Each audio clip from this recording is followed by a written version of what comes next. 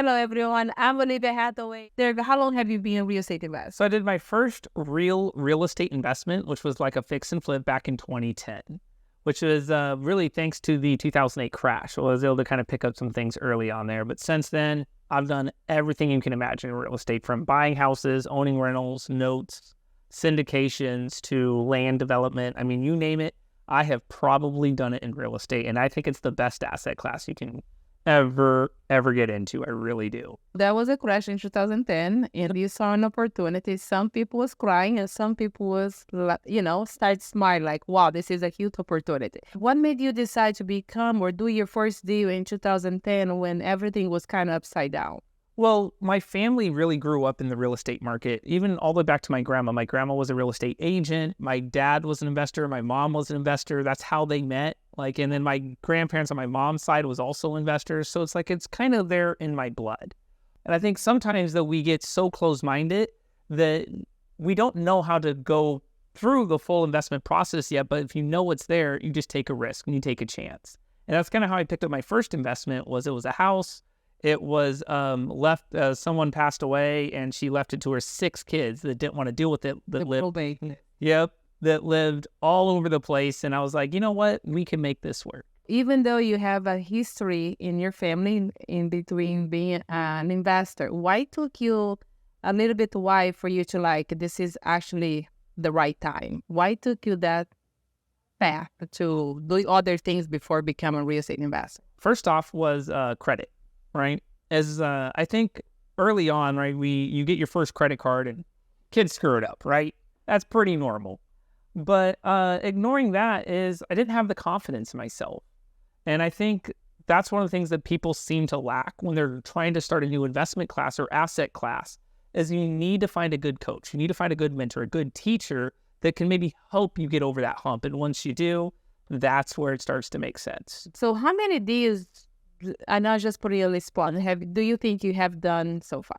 So this is kind of weird because I think what most people describe as a deal and what I describe as a deal are different. So if we want to talk about just single family homes in general, probably only in between 10 to 12, to be honest. And then you switch to commercial. Yeah, so then what I really is I switched to looking for more passive style investment. It was unbelievable that I can do a fix and flip and make 50 grand. And at first, when you hear just that statement there, you're like, wow, $50,000 seems like a lot. Well, it took me 4 or 5 months to do that. If that was all you did and you were able to get 3 or 4 of them done a year, you made 120 grand a year. You're like, I could go get a job. But so what I started looking at more, though, is if I made that type of money, that $50,000, can I place it somewhere that will pay me consistently? So I started looking at notes. Yeah. I started looking at commercial deals where the money might be tied up for a little bit longer, but I can get investments. I started looking at even oil and gas stuff. I started looking elsewhere just to make passive income while making the active income. I know what you love to do today. Which asset that you really focus on today's market? I think for me, it's going to be mineral rights, but I don't think that's the right fit for everybody. I saw a lot of people, including billionaires, lose their principal, lose their money. They make mistakes. And what happened was when the interest rates changed, they were so highly debt leveraged that they lost a lot of their wealth. And it was overnight. And it can happen anytime. So I started looking for investments where I could preserve my wealth as well as making capital. And for me, I like owning mineral rights. I can buy and buy the acre. It is real estate.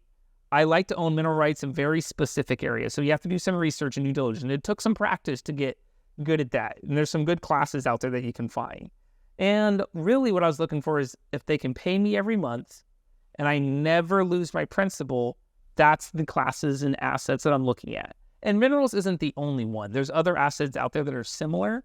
But for me, that's kind of where I started focusing. And it was really because I had a high W-2 job at the time and I was making money elsewhere, just in real estate. So I think there is a lot of options, but I think when you find your niche, what makes you success is your consistency and not get distracted with the amount of options. I think they all work, but pick the one that is the right for you, because that might not be the right one for me as right now because of many personal and financial reasons.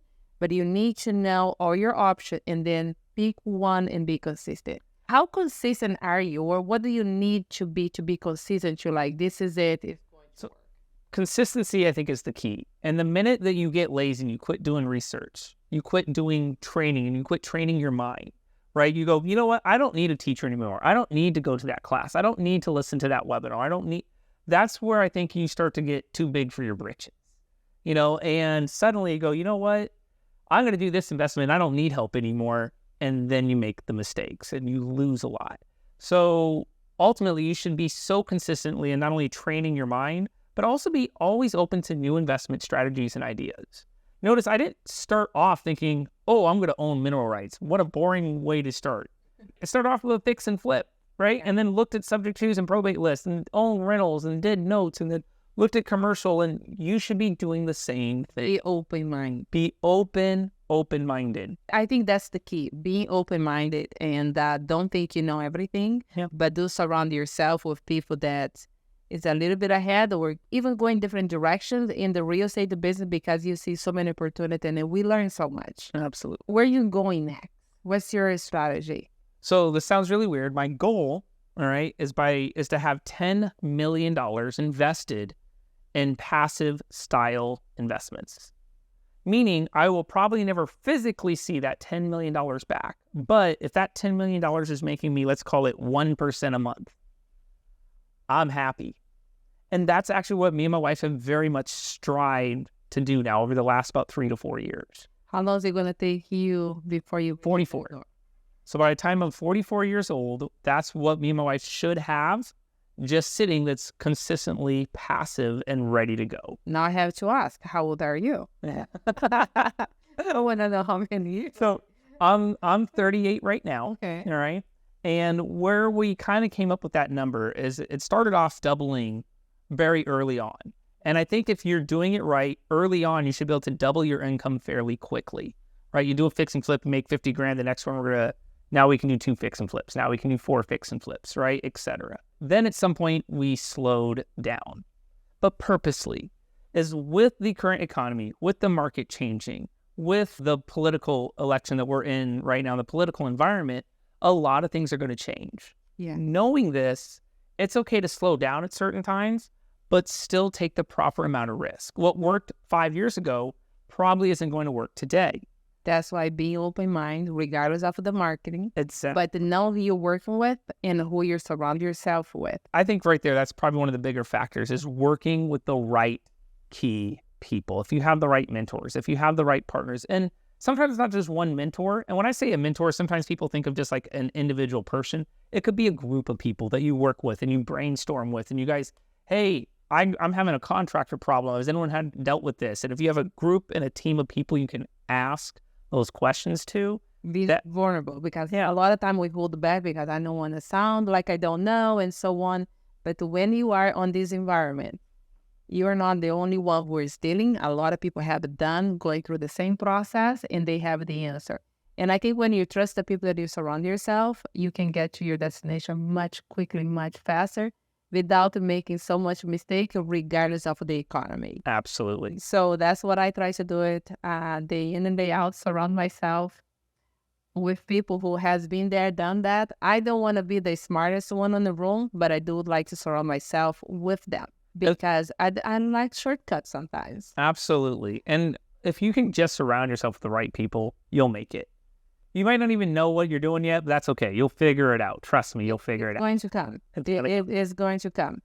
Derek, I appreciate you taking the time. Absolutely, Olivia. A little bit of information with us. And for anyone that is watching us right now, what would you recommend if they're getting started, or if they want to just be a passive investor?